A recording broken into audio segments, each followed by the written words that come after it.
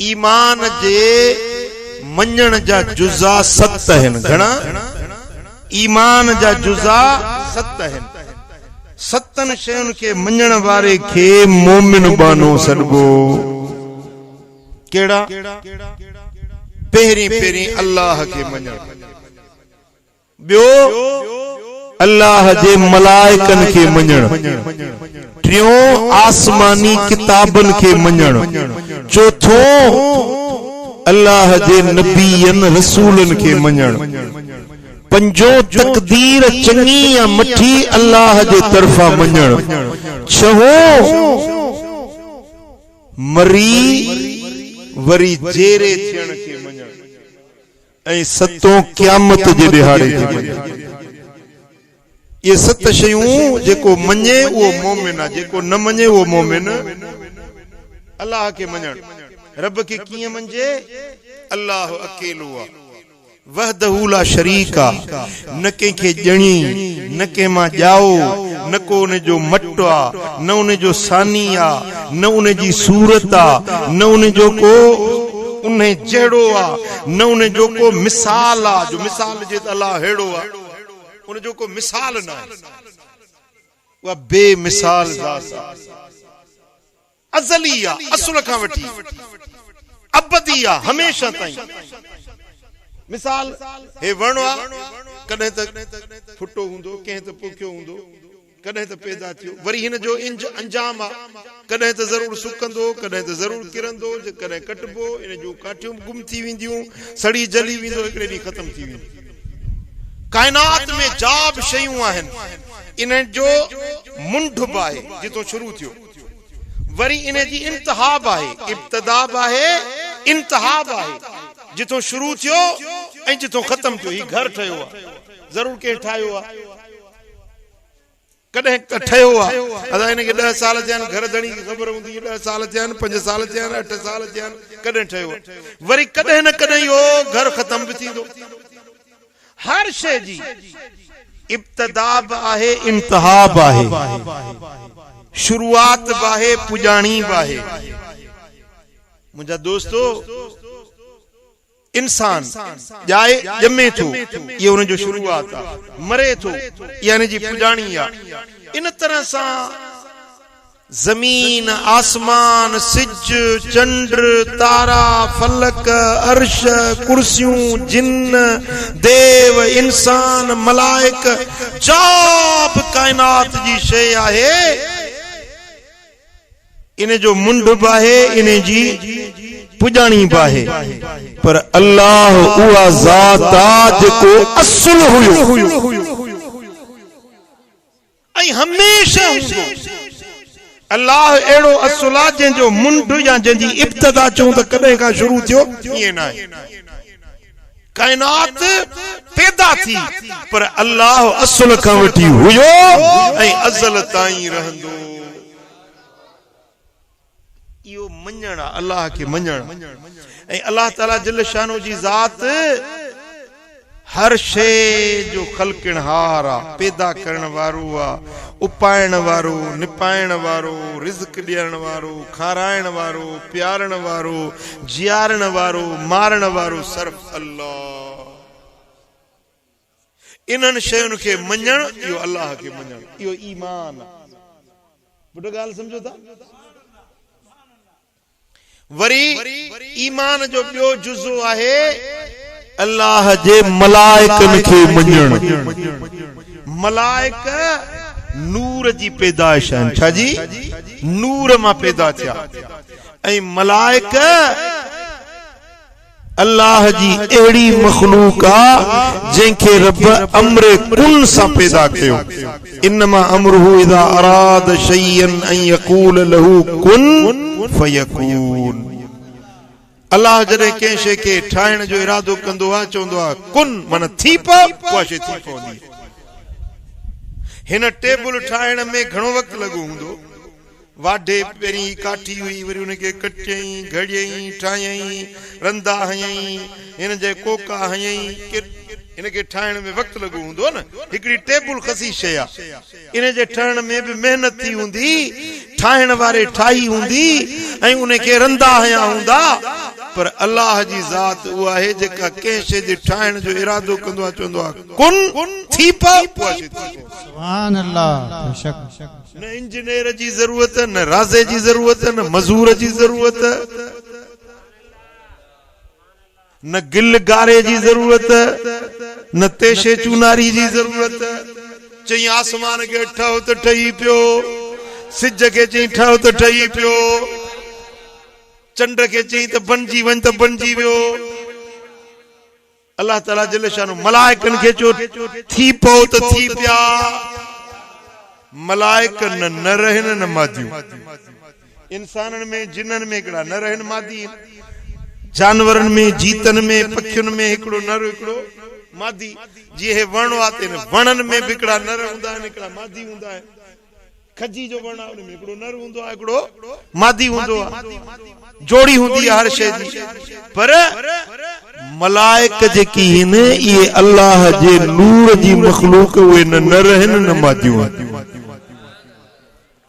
उहे अल्लाह जो नूर आहिनि खलकियल नूर आहिनि ऐं उहे रब जी कॾहिं बेफरमानी न कंदा आहिनि जेको अल्लाह ताला जो हुकुम थियो न यफ़लून मा युमरून जेको अल्लाह ताला जो हुकुम थींदो उहो अमल कंदा रब जे कंहिं बि हुकुम जी भञकड़ी न कंदा हर वक़्तु अल्लाह जे फर्मा बरदारी में आहिनि समझो था त उन्हनि मलाइकनि खे मञण तोड़े असां नथा ॾिसूं असांजे अखियुनि खां पोशीदा आहिनि लिकल आहिनि पर अल्लाह चयो मञणो आहे त असांखे मञणो आहे ॾिसूं या न ॾिसूं जिन असां न ॾिठा आहिनि या ॾिठा आहिनि तव्हां जी असां न ॾिठा आहिनि पर अल्लाह जे क़ुर में लिखियल आहे जिन आहिनि असांखे मञणो पवंदो मलाइक असां सां गॾु आहिनि हिन असांजी मजलिस में वेठा आहिनि पर असीं नथा ॾिसूं असांखे उन्हनि खे मञणो आहे इहो मञणु ईमान जो जुज़ु आहे इन तरह सां ईमान जो टियों हिस्सो अथव अल्लाह जे मोकिलियल किताबनि खे मञण आसमानन तां किताब लथा मानन जे रहबरी जे ला रहनुमाई जे ला अल्लाह ताला पंहिंजा कानून किताब जी सूरत में पंहिंजे नबीयन ते नाज़िल कया उन्हनि मां वॾो किताब हुयो तौरात जेको लथो हज़रत मूसा ते ॿियो किताब हुयो ज़बूर जेको लथो हज़रत दाऊद ते टियों किताब हुयो इंजील जेको लथो हज़रत ईसा रूहुल्लाह ते ऐं चौथो किताब आहे क़ुरान मजीद जेको लथो तुंहिंजे मुंहिंजे नबी मिठे मोहम्मद करीम सब किताब बरहक सभिनी किताबनि खे मञणो आहे जेके बि नबीअनि ते किताब नाज़िल थिया उहे हक़ आहिनि सच आहिनि पर सभिनी किताबनि जो सरदार क़ुरान मजीद सुभान अल्लाह बेशक होॾो सभु किताब हिक पासे क़ुरान जे बिस्मिल्लाह जी बेजो शान अञा मथे सुभान अल्लाह समझो था न ऐं ॿिया जेकी किताब लथा उन्हनि खे क़ौमुनि कबीलनि मटाए छॾियो घटाए छॾियो अखर फेराए छॾिया पर क़ुरान उहो वाहिद किताब आहे जंहिंजे हिफ़ाज़त जो ज़िम्मो अल्लाह पाण खयो आहे इन्ना नहनु नज़्ज़लना ज़िक्र व इन्ना लहू लहाफ़िज़ून हिन क़ुरान के नाज़िल करण वारो मां अल्लाह आहियां हिन जे हिफ़ाज़त जो ज़ामिन मां अल्लाह आहियां दुनिया मटिजी सघे थी क़ुरान न मटिजी सघंदो सॼी दुनिया गॾिजी कोशिश करे त क़ुरान जो हिकिड़ो नुक़्तो मिटाइनि हिकिड़ी आयत घटाइनि हिकिड़ो हर्फ़ फेराइनि त न फेराए सघंदा छो त क़ुरान जो ज़ामिन अल्लाह पाण सुभान अल्लाह समझो था इहो क़ुरान इन में जो कुझु लिखियल आहे इहो हक़ ऐं सचो आहे जेके अहकाम लिखियल आहिनि इहे हक़ ऐं सचो आहिनि जेकी इन में ख़बरूं बयान थियल आहिनि किस्सा ऐं वाक़िया बयान थियल आहिनि उन्हनि खे मञणो आहे त इहे सभु बरहक़ आहे पुट समझो था न चवे मां सॼो क़ुरान मञा तो पर ही हिकड़ी आयत नथो मञा इहो काफ़िर आहे मुस्लमान न आहे क़ुरान जे हिकड़े नुक्ते खे न मञे इहो बि काफ़िर आहे मोमिन उहो आहे जेको सॼे क़ुरान खे मञे हर हर्फ खे मञे हर नुक्ते खे मञे सुभान अल्लाह बेशक पुट समझो था न क़ुरान एड़ो किताब आ जेको पढ़ण सवाब बुद्धण सवाब पर क़ुरान के ॾिसण भी सवाब रुगे ही क़ुरान खोले वेही ज़ियारत कयो न त जेको अखियूं क़ुरान जे अखरन के ॾिसंदियूं पियूं मलाइकतां जो अजर ऐं सवाब लिखंदा क़ुरान जो अदब करण ईमान आ नापाक जाय में कुरान न खणी वञबो कुरान जी का आयत का सूरत या का को एड़ो पन्नो जेते कुरान जी आयत लिखियल आ उहा काकूस में न खणी वञबी मिसाल अजकल मानू ये लाकेट था ठहरायन एक तो सोन पाइण मर्द के हराम आ लाकेट पाइण था उनते आयतुल कुर्सी लिखियल आ कुल वला अहद लिखियल आ ओ इची में पातो पियो आ मुंडरी आ उनते अल्लाह लिखियल आ उहा मुंडरी पाती पई आ काकूस में हलियो वञे या सख्त बेअदबी आ समझो था सूरह यासीन नंढड़ी आ खीसे में पई आ काकूस रे हलियो वञे इहो जायज ना है ला यमस्सुहु इल्लल मुत्तहरून कुरान के बिना वुजू जे हथ भी न लायो हर किताब हथ में खणी सकदे तो बिना वुजू जे खणी सकदे तो पर कुरान दुनिया जो वो वाहिद किताब आ जेके बिना वुजू जे हथ लाइण भी जायज ना है इमाम कुर्तबी लिखियो आ त हिय कुरान के खणी ऐं हिय खणी उछलाए न कुरान के हिय उछलाए ओडी मल वो मानू बेईमान थी वियो ईमान का खारिज थी कुरान हिय रखियो हुजे न उन जे मथों बी का शय न रखो मिसाल कोप सासर या बियो को किताब ही हुजे भली दीनी किताब हुजे पर कुरान जे मथों बी शय न रखो कुरान सभिनी जे मथों हुजे हिय कुरान सामू रखियो हुजे एडे पैर करे न वियो यो अदब आ पुट समझो था न कुरान के मञबो उन जे अहकामन के मञबो पर उन कुरान जे जिंद मुसहफ जेके उन जा कागज हैं उन जी इज्जत उन जो एहतराम इहो भी ईमान आ सुभान अल्लाह बेशक ऐं जेकरे कुरान पढ़ो न त तव्हां के अजर मिलंदो पर कुरान पढ़ी के मैयत के बख्शो त उन के अल्लाह बख्शे छॾींदो कुरान तव्हां के त फायदो दींदो पर तव्हां जे जेरन मुअन के फायदो दींदो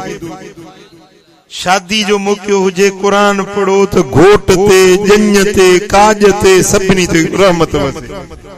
पर जे मैयत हुजे त कुरान पढ़ो तो मैयत ते कांझन ते सभिनी ते रहमत समझो था हर कलाम जे ला को न को वक्त हुंदो आ मिसाल खुशी जो सेरो आ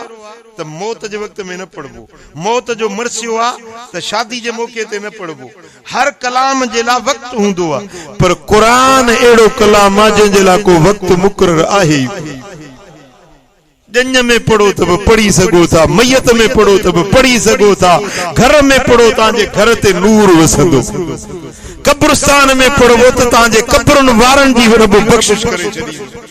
जंग बर में हुजो कुरान पढ़ो त अल्लाह जा मलाइका तवाजे चौधारी झुरमट करे तांजो कुरान ॿुधण जे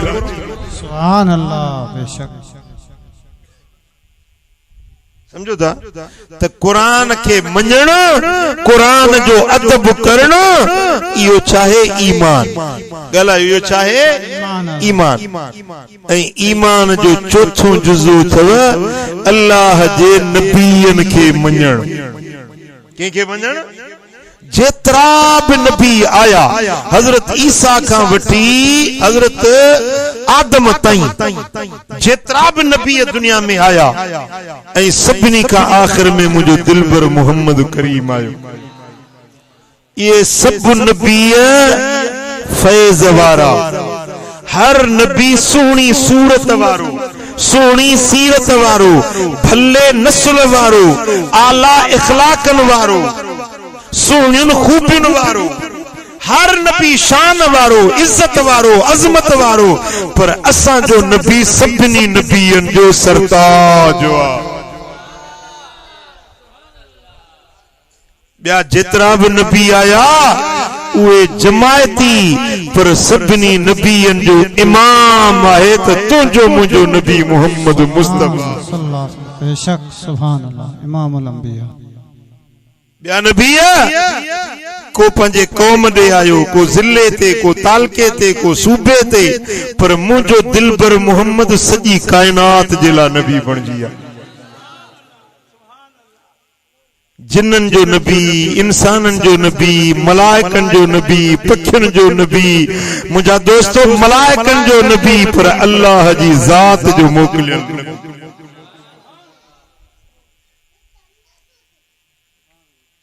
कोई आ कलीमुल्लाह,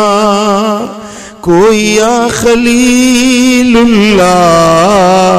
कोई आ कलीमुल्लाह, कोई आ खलीलुल्लाह, ज़ात सबनी में सोने मोहम्मद जी भलारिया।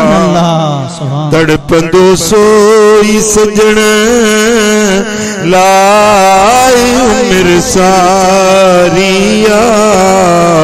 मुझे महबूब के डिठो जह कवारिया। सुभान अल्लाह। सारो ही जहान हले मुझे करीम ने सदके, सारो ही जहान हले मुझे हबीब ने सदके, मुझे सरवर सबनी ते कई सतारिया।